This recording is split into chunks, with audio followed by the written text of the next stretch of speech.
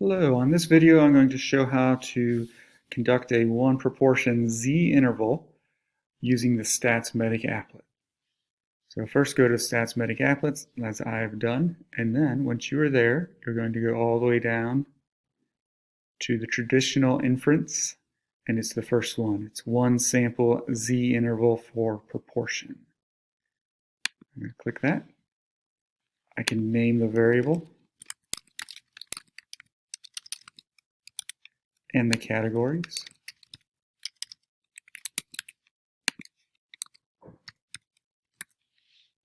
And then for the frequency, I'm going to put the fraction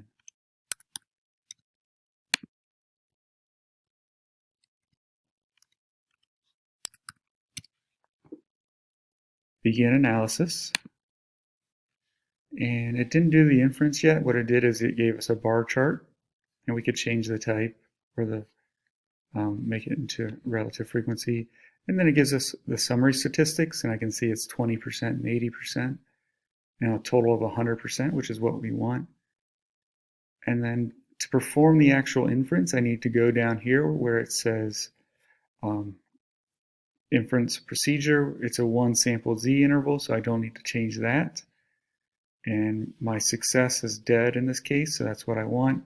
I want to predict how many are dead. And then the confidence interval gives us is 95. I'm just going to make that 90%. And then perform inference.